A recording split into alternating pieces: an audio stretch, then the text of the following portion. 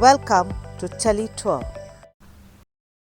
The Thai Simpu tribe are a small Buddhist community who inhabit parts of India, China, and Myanmar of Mongolite origin. Those settled in India reside in the states of Assam and Arunachal Pradesh, having migrated from Upper Burma around the later part of the 18th century. Namaskar. I am the curator and founder of travel company called Curtain Call Adventures based in the northeast of India. Today we've come to a village in the east of Assam. It's between the towns of Digboy and Margarita to a small village in Ingthom. This is the home of the Simpu tribe and they are famed for introducing tea to the British. You'll see little fields of tea planted in all their backyards and front garden, and they pluck the tea, they dry it, and they believe that you have to leave it overnight for the night dew to fall on it for 3 nights, and then they smoke it. So they have a special type of tea. We are at a homestay. It's an eco lodge based in the village. So we're going to show you how they live, because it's built in a traditional style. It's called a long house built on stilts. Come, let me show you.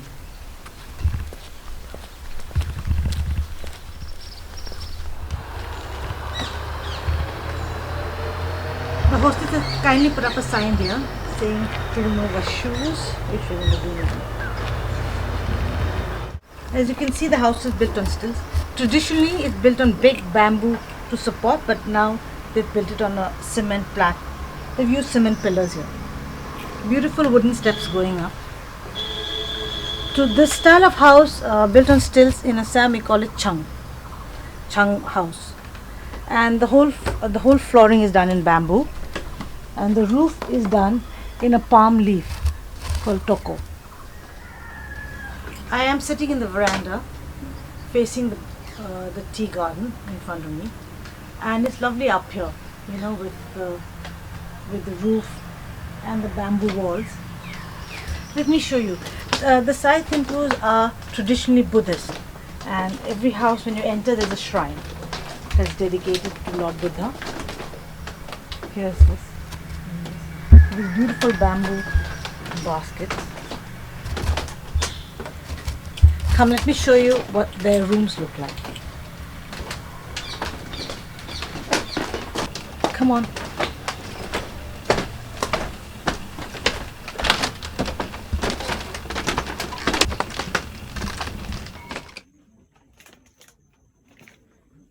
The rooms are pretty bare. They have another bamboo fine mat on the floor, and we have a mosquito net here, and there's a bedding. They are a living monastic and simple. It's something you can learn from the tribes. I'm sitting by the window with a perfect view of the garden again. They've got some rose bushes planted in between, and this window rolls up during the day so that you get the light in. Ventilation is perfect here. I can spot a loom down there.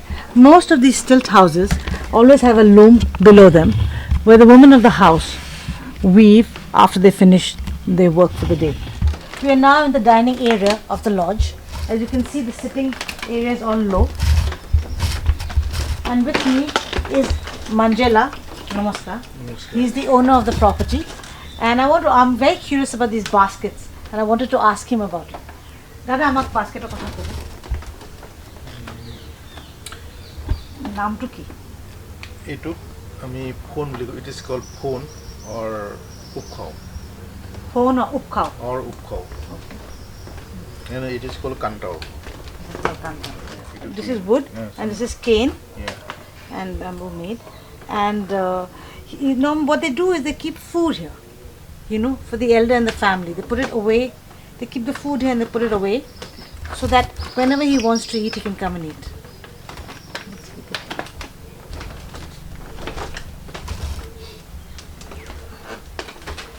In Assam, traditionally we eat in bell metal plates like this. It's called kansa. Apna log ki boli karo? ami ban boli kau. They call it ban.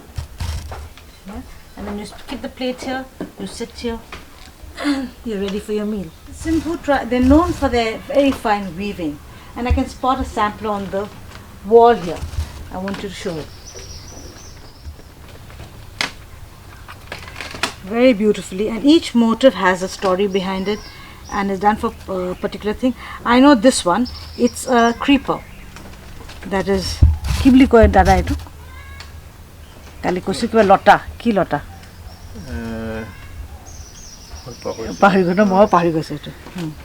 And these are based on seeds. Seeds, yes. Yeah.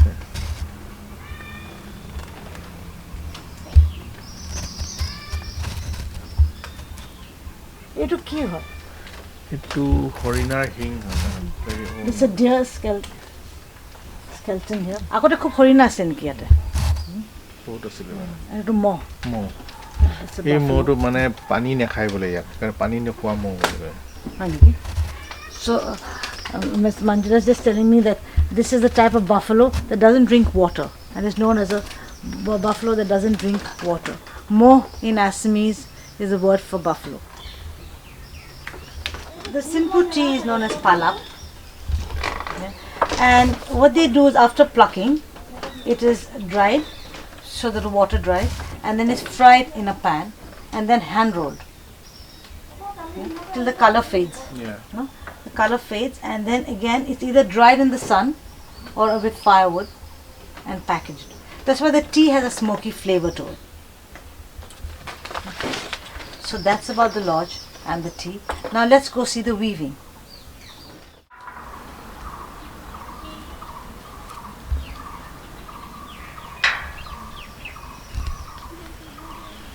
You know you're in a Simphu house when the front yard has tea growing in it. So we've come to see how they weave, because the weaving here is not commercial.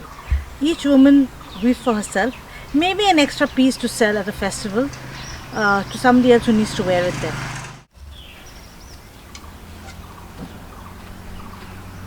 Namaskar, Baido. Namaskar.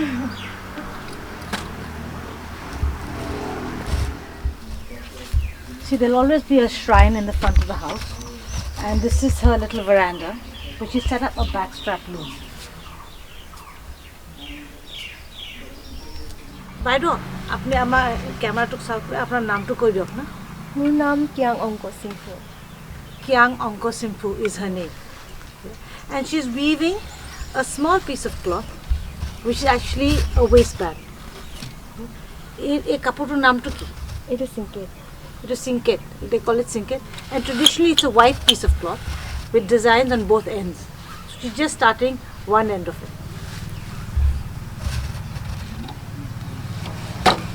A design to naam to ki? It is design to. It is Sinko obliko. It is full basic arambo korisu. It is full man jabo. It is prothom So the name of the design is Sinko, and it's based on a creeper of a plant. Most of their designs are based on flowers and leaves. So what she told me is that she's going to weave about 10 inches in one side, then it's going to be plain fabric, and at the other end she's going to weave another 10 inches for the same design. So that's what she's doing right now. It is full to. Oh, pulled. And this is actually the back side of the fabric, and then you can see the actual pattern on the other side. Camera. So right now, what you're looking at is actually the back of the pattern. The real pattern is on the other side. Why don't you piece fall to dekhai diok no? Eneka dekham. See, you can see the pattern now. See how fine the work is. The reason this kind of a loom is called a backstrap loom, because it needs the support of your back, which is got from this belt, which is put on to the frame on which she weaves. That's why this loom is called a backstrap loom. This is the reed through which she pulls her thread, yeah? And these help her keep the balance of the threads that have to go up and down, and then she plucks it. She's going to show us how she plucks it, the design to make the pattern. A full to kenaka banai by Full to. It is a uthai lua hoy. এই বস্তুটো আগতে উঠাই থোৱা হৈছে তাৰপিছতে মানে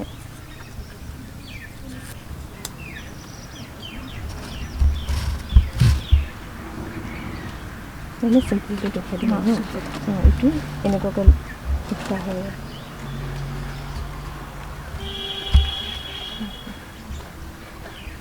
So she's picked the threads and she's put one bamboo reed here, which helps her get. It just makes it easier for her to pluck the pattern, which she's doing now.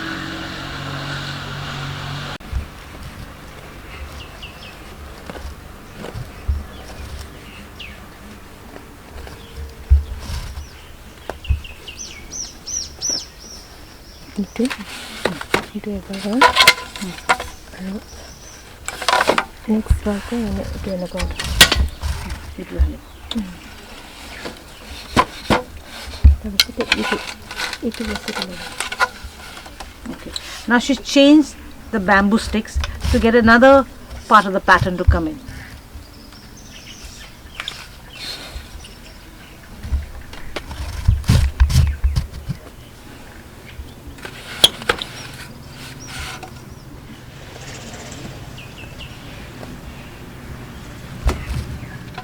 This big bamboo stick that she has is actually it bahar banaise na এইটো কাঠৰ হয় this is made out of wood. This does a dual role. It's also the beater where she beats the pattern where she beats the pattern, and that's that's the loin cloths are always very tight. The weave is very tight because of that, and it also is the shuttle where the thread the white thread comes through. So it's a dual role that it plays. And the loom, it's like a painting, it's a blank canvas where paint comes on. So the same way when the threads all interact. And see now, you can see that she started plucking and another pattern has come. She's done the second layer of it. খুব ধুনীয়া হৈছে বাইদেউ এইটো thank you আমার খুব ভালো লাগলে আপনি আমার দেখালে এইটো কেনেকৈ কৰে এটা আমি অলপ কাপোৰ চাওঁ কেনেকৈ হয় কাপোৰটো so she's shown us how she plucks thread and the patterns form. Now let's go see the gorgeous textile. And then the same motif, the scale of the motif changes depending on what they're making. So you can see it here. She's broken it up in parts and she's got a full line going in parts. So these are actually patterns that are passed on from a generation to the other, and it's based on that. So it goes right to the length of it. Next we're going to show you how it's all worn. And you can see the way it's all wrapped and the different layers. And I'm going to look like a princess. I'm going to try on a bathang, which is the traditional sarong. Okay. So this part goes in.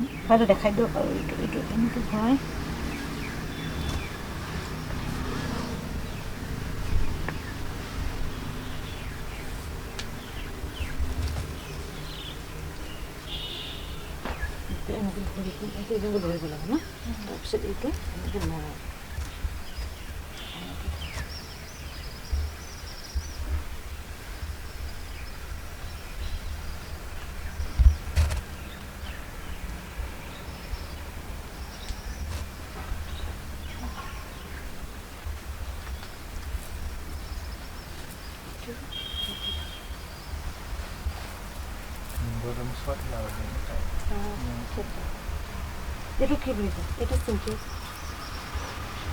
And this is the sinket, the waistband. It's called a sinket. It has a beautiful pattern on the edge, and she's finished it with a fringe and some bells.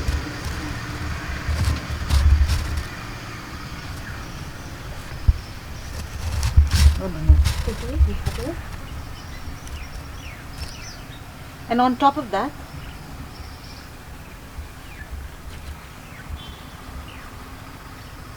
this is called a riha.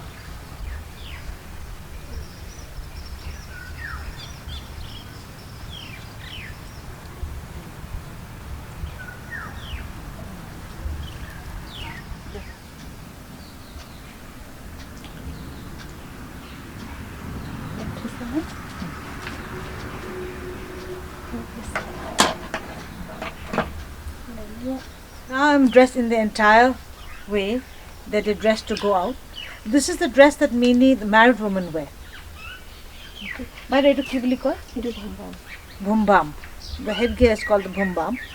And these necklaces, Khachi. kaichi. Yeah. And they're made with these beads that used to be found on the riverbed. With the hole used to be, it was actually natural stone with a hole in it, called devman. Yeah. And that's the look.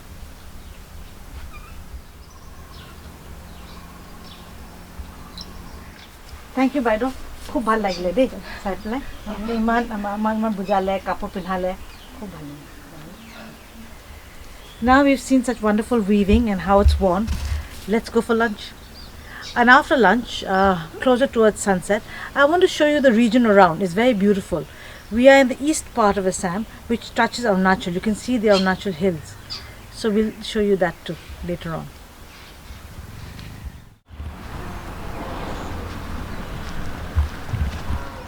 We are back at the lodge for lunch. Come join me. Hi, I'm seated for lunch, cross-legged on the floor, on the mat. In front of me is the bell metal plate that I showed you earlier. And there's a yummy lunch spread out. This is grilled pork, smoked. There's dal, which is, every part of India makes a different version of it. It's lentils. This is a stewed fish, in a spicy, they add spices to it. And this is a salad of fresh vegetables, chopped up.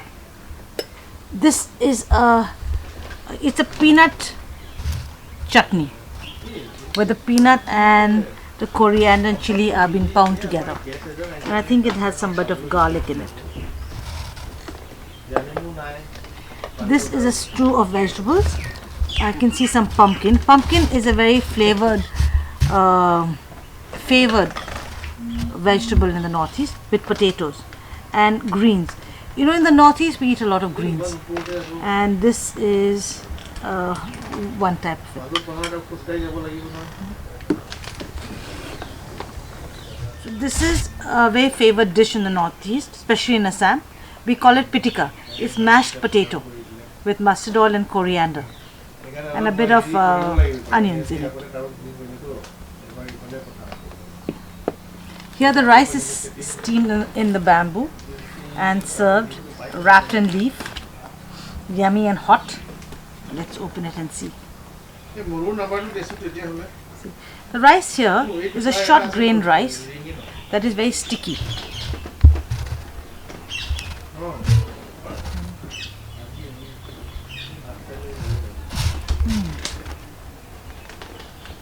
Chewy.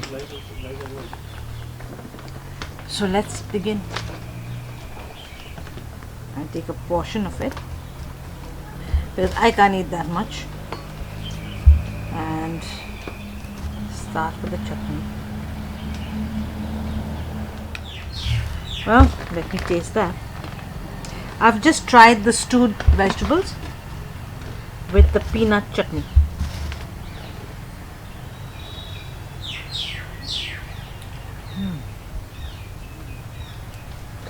Very delicate, tasty.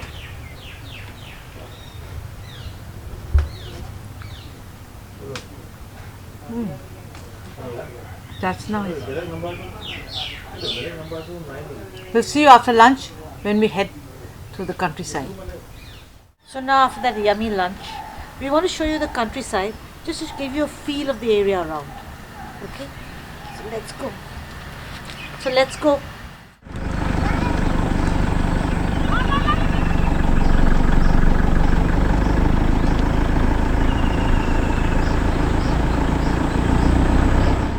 So here we are in the countryside. As you can see, these are paddy fields. Now the harvest is no more. This region grows rice only once a year. Now the cows are having a happy graze out there. Beyond the forest are the hills of Arunachal Pradesh, another state in India. It's the most eastern state in India.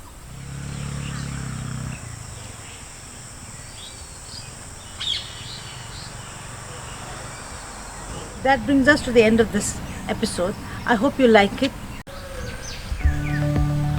Let's teletour again.